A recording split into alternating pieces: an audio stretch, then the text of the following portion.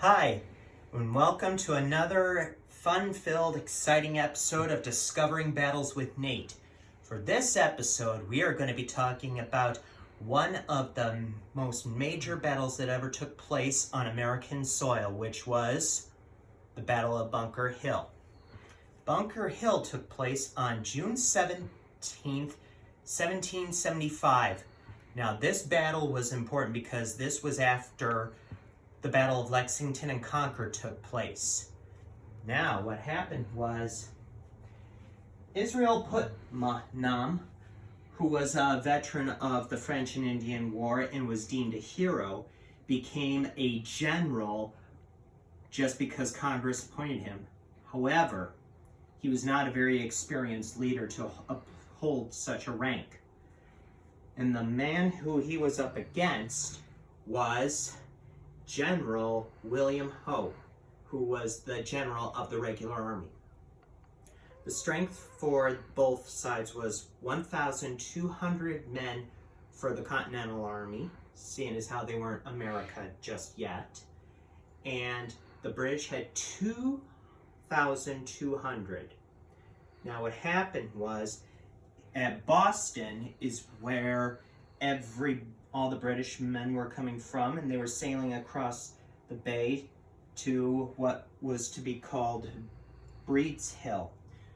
See, what happened was that General Putnam, who was also a Connecticut, I should add, he was supposed to take Bunker Hill, but he accidentally fortified Breed's Hill, which is where most of the fighting was about to take place.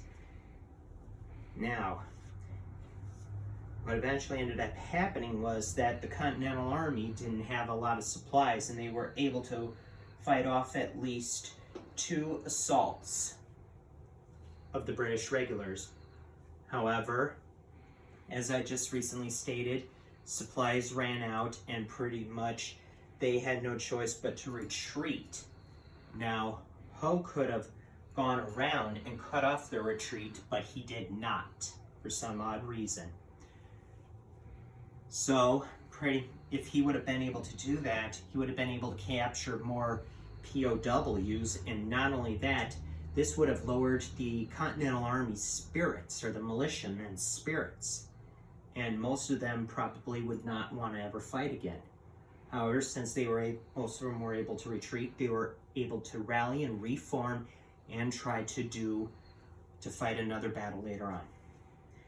So it was pretty much just a retreat. This might have been a victory for the British Army, but it was just one victory so far. It was still early in the war. The casualties were, for the Continental Army, 140 men were dead, 301 were wounded, and 30 men were taken POW, prisoner of war. But as for the British, they suffered a lot more casualties. They lost 226 men, while another 924 were wounded. Now, for my sources for this episode is the American Revolution Battles and Leaders book right here, but I don't know the author off the top of my head, so why don't we look it up? It is edited by Aaron R. Murray. That is my source for this battle. I know this was a short episode and stuff, but I hope you all learned a lot from this episode. Next, we are going to be talking about another battle, which will be in a later episode.